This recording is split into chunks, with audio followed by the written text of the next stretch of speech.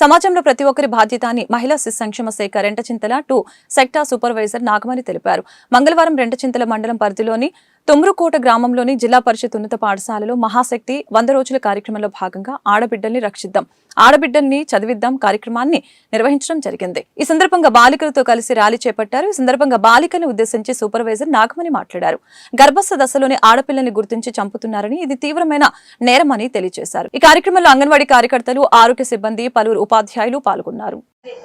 అంటే అర్థం తెలుసా? ఆడపిల్లని రక్షిద్దామంటే ఏమనుకుంటున్నారు మీరు? చెప్పండి. ఆడపిల్లల్ని రక్షిద్దామంటే దాని అర్థం ఏంటి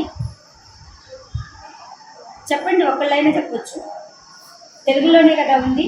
అర్థమవుతుందా మీకు? నేను అడిగింది ఆడపిల్లల్ని రక్షిద్దామంటే అర్థం ఏంటి?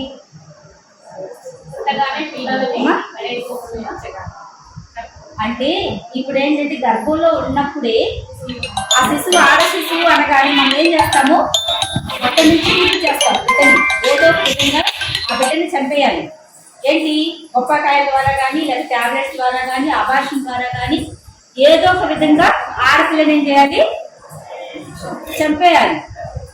అలా కాకుండా ఉండాలి. ప్రతి ఆడపిల్లని రక్షించాలి ఫస్ట్. అర్థమవుతుందా?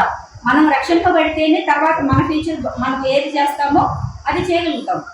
అందుకని ఫస్ట్ ఏమొచ్చింది? ఆడపిల్లని రక్షిద్దాం, పొందుతాం. సొసైటీలో ఎలా మెదలాలో తెలుసుకుంటాం, ఎవరితో ఏ విధంగా మాట్లాడాలో తెలుసుకుంటాం, మనం ప్రవర్తన ఎలా మార్చుకోవాలో తెలుసుకుంటాం. ఇవన్నీ దేని వల్ల వస్తాయి? మనకి కేవలం విద్య వల్లే వస్తాయి. అదే పుట్టి మనం ఇంట్లోనే పెరుగుతూ ఉన్నామనుకోండి, మనకి ఇవన్నీ వస్తాయా?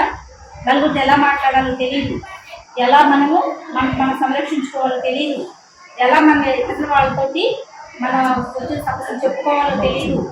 అన్ని విధాల మనం అన్నిట్లోనూ వెనుకబడుతూనే ఉంటాం కదా. కానీ చదువుకోవడం వల్ల ఏంటి?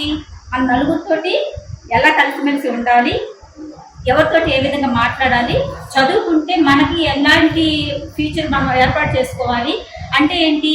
మన ఫ్యూచర్ని కూడా మనము నేను ఒక డాక్టర్ని అవ్వాలి, లేదంటే అర్థమవుతుందా? ఆ న్యూట్రిషన్ ఫుడ్ ఎలా తినాలి? మనకి ప్రోటీన్స్తో పాటు కార్బోహైడ్రేట్స్ ఎటు దొరుకుతాయి భోజనంలో, అన్నంలో ప్రోటీన్ ఉండాలి, పదార్థాలు ఉండాలి, కంది లవణాలన్నీ ఉండాలి. ఇవన్నీ ఉండాలంటే మనం మంచి ప్రోటీన్ కలిగిన ఆహారాన్ని మనం తీసుకోగలగాలి. మనం మంచి ఆహారం తీసుకోవాలంటే మనకి అంగన్వాడీలో ఎట్లయితే మనకి 1 full meal అని చెప్పేసి పిల్లలకు పెడుతున్నారు కదా మధ్యాహ్నం, అలాగే మనకి మన స్కూల్లో కూడా ఆ ఫుడ్ పెడుతున్నారు. కాబట్టి మనం ఏం చేస్తాము? డైలీ ఇంట్లో తినాలనుకుంటే అన్నం తింటాం. అన్నంలో ఏదో ఒక కూర చేస్తారు, అది బంగాళదుంపో లేకపోతే దోసకాయో బెండకాయ ఏదో చేస్తారు. ఆ కూరలో ప్రోటీన్స్ ఉంటాయా? కానీ మన బాడీకి ప్రతిరోజు ప్రోటీన్ అవసరం. ప్రోటీన్ అంటే మాంసకృతులు.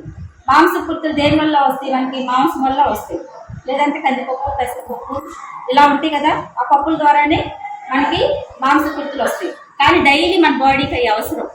అవి డైలీ మన ఇంట్లో దొరకాలంటే దొరుకుతాయా? కానీ మనకి మిడ్ డే మీల్లో ఖచ్చితంగా బడిలో ఇస్తారు. మనం డైలీ 100 గ్రాముల మాంసం తింటే కనుక